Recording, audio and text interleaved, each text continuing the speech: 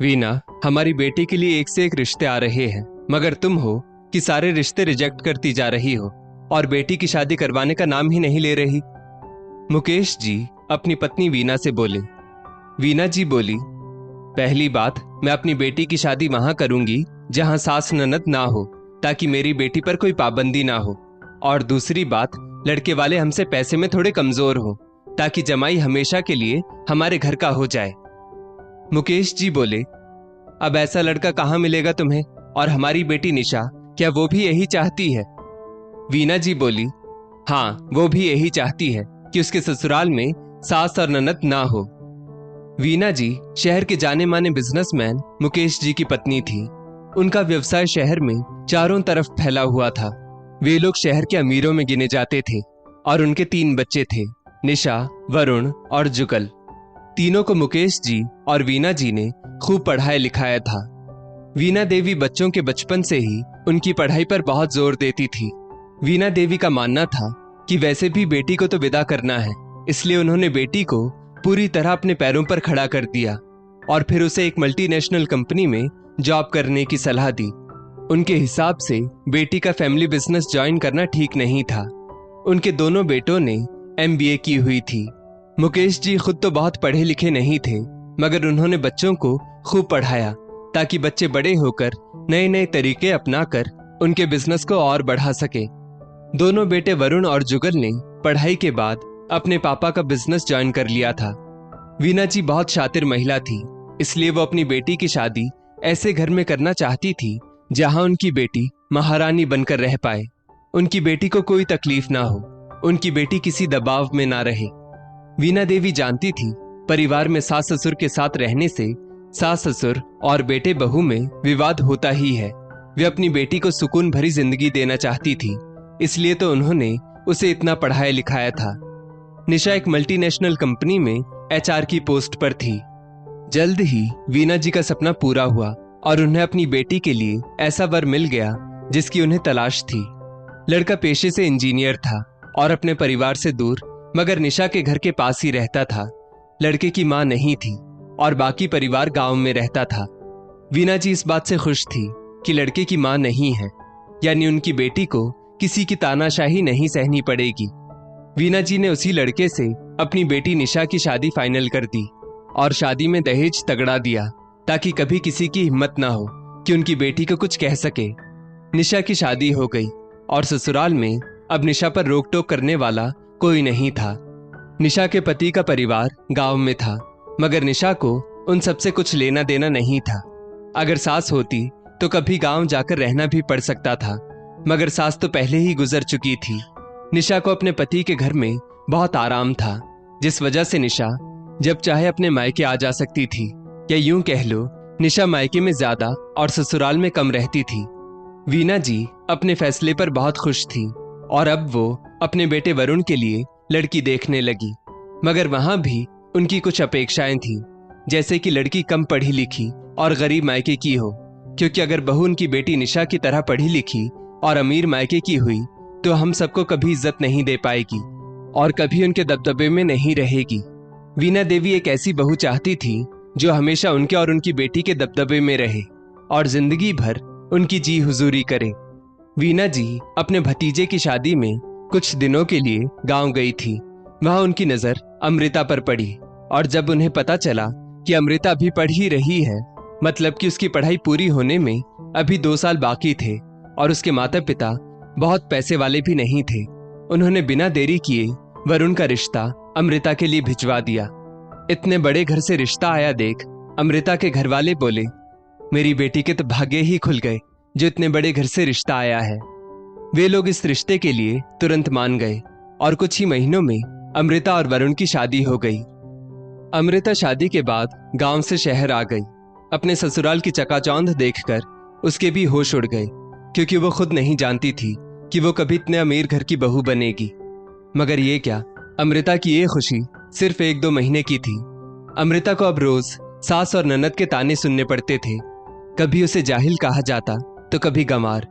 अमृता की आंखों से अब रोज आंसू टपकने लगे थे। वो सास और ननद के तानों का जवाब नहीं दे पाती थी, क्योंकि वो बहुत सीधी सादी लड़की थी। वो मायके से भी इतनी अमीर नहीं थी और ना ज्यादा पढ़ी लिखी थी। थोड़ा बहुत जो पढ़ी थी वो भी सरकारी स्कूल से ही पढ़ी थी, जिस वजह से उसकी इंग्लिश इतनी अच्छी नहीं थी।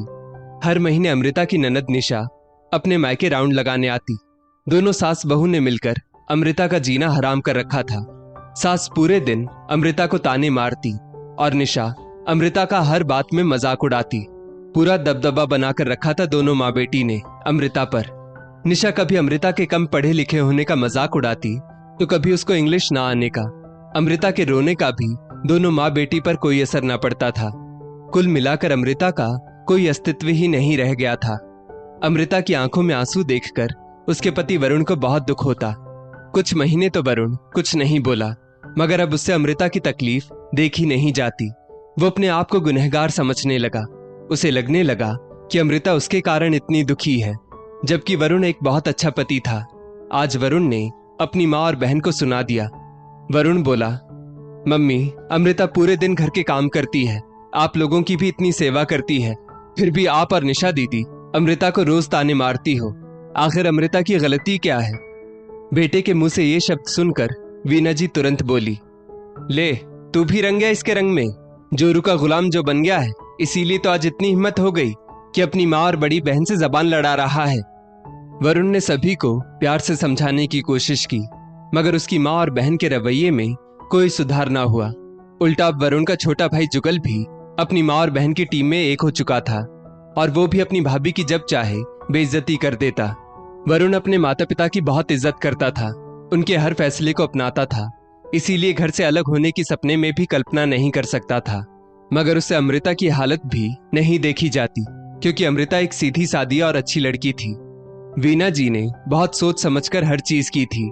बेटी को पढ़ा लिखा कर इतना तगड़ा दहेज दिया था कि अगर ससुराल में उसे कोई कुछ कहे तो वो पलटकर जवाब दे पाए। और बहू ऐसे घर की लाई थी जिस पर जीवन भर माँ बेटी शासन कर सके। अमृता के घर वाले भी अपनी बेटी को परेशान देखकर अपनी बेटी के लिए आवाज उठाना चाहते थे, मगर अमृता ने ही उन्हें मना कर रखा था। वो नहीं चाहती थी कि उसकी वजह से उसके माता पिता को कोई तकलीफ हो, और वैसे भी उसका पति वरुण तो उससे बहुत प्यार करता ही है ना। वो इस बात से ही संतुष्ट थी और अपने माता पिता को भी इस बात से संतुष्ट करती थी। अब वीना जी अपने छोटे बेटे जुगल के लिए लड़की देखने लगी। इस बार फिर वीना जी अपने दिमाग के घोड़े दौड़ाने लगी, क्योंकि उन्हें जुगल के लिए भी अमृता जैसी बंधुआ मजदूर की तलाश थी, जो उनकी और निशा की जी हुजूरी कर सके। निशा भी ऐसी ही भाभी चाहती थी, ताकि वो जब भी मायके आए उसकी दोनों भाभियां उसकी सेवा कर सके, और वो उसे थोड़ी कम पढ़ी लिखी हो, ताकि उसका दबदबा बना रहे और वो दोनों का मजाक उड़ा सके। वीना जी जुगल को लड़कियां दिखाने साथ ले जाती, मगर जुगल जिस भी लड़की को देखता, कभी पैसे में रुतबे को लेकर तो कभी कम पढ़ी लिखी होने की वजह से रिजेक्ट कर देता। वो घर में अपने भाई भाभी का हाल देख चुका था, इसलिए उसने फैसला कर लिया था कि वो एक संपन्न परिवार की पढ़ी लिखी लड़की से ही शादी करेगा। वीना देवी उसकी बात मानने को तैयार नहीं थी, मगर जुगल जिद पर अड़ गया कि वो शादी करेगा तो संपन्न परिवार की पढ़ी लिखी लड़की से ही। भाई की शादी के वक्त उसे अंदाजा नहीं था कि मम्मी कम पढ़ी लिखी और गरीब घर की लड़की क्यों ला रही है, मगर बाद में अपनी माँ और बहन का तमाशा देख वो सब समझ चुका था और ठान चुका था कि ये खेल मैं अपने साथ तो बिल्कुल नहीं होने दूंगा। जुगल की जिद का उसकी माँ ने खूब विरोध किया, मगर जुगल नहीं माना, क्योंकि जुगल जानता था कि अगर उसने उसकी माँ की बात मान ली तो वो जिंदगी भर दुखी रहेगा। जुगल अपनी जिद पर अड़ा रहा और उसने अपने लिए अपनी ही तरह संपन्न और पढ़ी लिखी लड़की का चुनाव किया, जिसका नाम सौम्या था।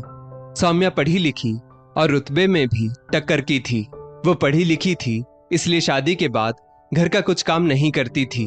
उसने भी MBA कर रखी थी, इसलिए उसने अपने ससुर मुकेश जी का फैमिली बिजनेस ज्वाइन कर लिया। शुरुआती दिनों में वीना जी और निशा ने अपने रंग दिखाने चाहे, मगर सौम्या ने इतना अच्छे से पलटवार किया कि उसके सामने वीना जी और निशा भी फीकी पड़ गई, और अब उन्होंने सौम्या को भी अपनी टीम में मिला लिया था। अब सौम्या भी अपनी बड़ी भाभी अमृता की जब चाहे तब बेइज्जती कर देती, कभी भी कुछ भी सुना देती, क्योंकि वो जानती थी कि उसकी जेठानी उसको कभी टक्कर नहीं दे सकती। और वैसे भी घर में सभी लोग तो यही कर रहे थे। वो अपनी जेठानी से हर मामले में बेहतर है, ये बात वो जान चुकी थी, और अब इस बात का वो जमकर फायदा उठाती थी। अमृता अब सभी के लिए घर की मात्र एक नौकरानी बनकर रह गई थी। ये सब देखकर वरुण ने फैसला कर लिया था कि वो अमृता को किसी भी तरह घर के इन पछेड़ों से बाहर निकालकर ही दम लेगा। वरुण देख रहा था कि उसके छोटे भाई की पत्नी को भी घर में सभी के जैसा सम्मान मिल रहा है, मगर अब तक उसकी पत्नी का ही कोई मान सम्मान नहीं है, जबकि वो घर की बड़ी बहू है। वरुण को लगने लगा कि अगर अमृता का यही हाल रहा तो कल को हमारे बच्चे भी उसकी इज्जत नहीं करेंगे, क्योंकि अमृता का दर्जा एक नौकर का बन चुका है। और ये सब वीणा देवी की चालाकियों का फल था, जिसका नतीजा वरुण और अमृता भर रहे थे। जुगल ने तो चालाकी दिखाकर अपने आप को फंसने से बचा लिया था, और अब वे दोनों पति पत्नी भी माँ और बहन की टीम में शामिल हो चुके थे। वरुण अमृता से बोला, अमृता, अब तुम्हें खुद के लिए बोलना पड़ेगा और सोचना पड़ेगा, वरना तुम्हारी स्थिति ऐसी ही रहेगी। अमृता बोली, लेकिन मैं कर ही क्या सकती हूँ, मैं तो ज्यादा पढ़ी लिखी भी नहीं, और ना मेरे माता पिता की इतनी हैसियत है कि वो मुझे अब पढ़ा सके। अगर तुम मुझे पढ़ाना भी चाहो तो यहाँ कोई मुझे इस बात की इजाजत नहीं देगा। मैं क्या करूं, अब मुझसे ये सब बर्दाश्त नहीं होता है। वरुण बोला, तुम इतना अच्छा खाना बनाती हो, तुम इसे अपना बिजनेस क्यों नहीं बनाती? अमृता बोली, मगर वो कैसे? वरुण बोला, क्यों ना तुम एक रेस्टोरेंट खोल लो। अमृता बोली, रेस्टोरेंट? मगर ये सब कैसे हो पाएगा? वरुण बोला, घर से थोड़ी दूरी पर ही हमारी एक दुकान खाली पड़ी हुई है, जो पहले मैं किराए पर देने वाला था, मगर अब सोच रहा हूँ वहां तुम अपना एक रेस्टोरेंट खोल लो, हम उस दुकान को रेस्टोरेंट में कन्वर्ट कर देंगे। अमृता वाकई बहुत अच्छा खाना बनाती थी और उसे भी वरुण का ये आइडिया पसंद आया। घर में जब सभी को पता चला कि अमृता रेस्टोरेंट खोलने जा रही है तो सास वीणा जी, ननद निशा, देवरानी सौम्या और देवर जुगल ने इस बात का विरोध किया और बोले, इस घर का काम कौन करेगा अगर ये रेस्टोरेंट चलाएगी? वरुण बोला, मेरी पत्नी तुम लोगों की नौकर नहीं है जो तुम्हारे लिए खाना बना बनाकर अपनी जिंदगी बर्बाद करे और उस पर भी तुम उसका मजाक उड़ाओ। वीणा जी बोली, तेरी पत्नी में ही इतनी काबिलियत नहीं कि वो फैमिली बिजनेस ज्वाइन करे, इसमें हमारी क्या गलती है? वरुण बोला, माँ, जरूरी नहीं कि हर कोई फैमिली बिजनेस ही ज्वाइन करे, अगर कोई चाहे तो अपना खुद का बिजनेस भी खड़ा कर सकता है। इस पर निशा और सौम्या अमृता का मजाक उड़ाते हुए बोली, ये क्या रेस्टोरेंट चलाएगी, जाहिल गंवार कहीं की, इसे तो सिर्फ घर के काम ही करने चाहिए, मगर ये घर के काम नहीं करेगी तो कौन करेगा? वरुण बोला, तुम लोग तुम्हारे कामों के लिए अलग से नौकर रख लो, अब मेरी पत्नी किसी की नौकरानी बनकर नहीं रहेगी। सभी लोगों ने काफी कोशिश की कि अमृता अपना रेस्टोरेंट ना खोल पाए, मगर वरुण के सपोर्ट से अमृता ने अपना रेस्टोरेंट खोल लिया। रेस्टोरेंट में मदद के लिए कुछ स्टाफ रख लिया और अमृता ने जी जान लगा दी रेस्टोरेंट को ऊंचाइयों पर लाने के लिए। बीच बीच में वरुण भी रेस्टोरेंट का चक्कर मारता। 4 महीनों के अंतराल में ही रेस्टोरेंट इतना जम गया कि खूब चलने लगा। अमृता ने अपना खुद का बिजनेस जमा लिया था। 1 साल के अंदर ये रेस्टोरेंट फेमस हो गया और दूर दूर से भी लोग यहाँ खाने आने लगे। बाहर से आए लोग तो इसी रेस्टोरेंट में खाना पसंद करने लगे, क्योंकि यहाँ घर जैसा खाना और पारंपरिक पकवान मिलते थे। अमृता महीने का इतना कमाती थी जितना उसकी ननद निशा 1 साल में कमाती थी। उसकी देवरानी भी अपने ससुर जी के बिजनेस में जुड़ी हुई थी, इसलिए देवरानी और ननद को अमृता से खूब जलन होने लगी। और वीणा जी, उनसे तो अमृता की खुशी देखी ही नहीं जा रही थी। ससुर मुकेश जी ही थे जो बहुत खुश थे। वे बोले, हम शहर के जाने माने बिजनेसमैन तो थे ही, मगर अब अमृता की वजह से रेस्टोरेंट के बिजनेस में भी हम आगे बढ़ चुके हैं। वे अमृता को पास बुलाकर बोले, बेटा, ये सब तुम्हारी मेहनत का नतीजा है। घर के सारे लोग फैमिली बिजनेस में ज्वाइन हैं, मगर एक तुम ही हो जिसने इतने कम अंतराल में अपना बिजनेस जमा कर इतनी बड़ी सफलता हासिल की है। हम अब इसी ब्रांच के माध्यम से दूसरे शहरों में भी रेस्टोरेंट खोलेंगे, जिसका पूरा कार्य सिर्फ तुम्हारे हाथों में होगा। हमें तुम पर नाज है। सास, ननद, देवरानी और देवर अमृता का मुंह ताकते रह गए, क्योंकि अब किसी की हिम्मत नहीं थी अमृता के आगे जबान चलाने की। अब अमृता शहर की जानी मानी हस्ती बन चुकी थी, जिसके रेस्टोरेंट काफी शहरों में खुल चुके थे। ये सब बस इसलिए हो पाया क्योंकि वरुण और अमृता ने हिम्मत नहीं हारी और अपने लिए अलग सोचा।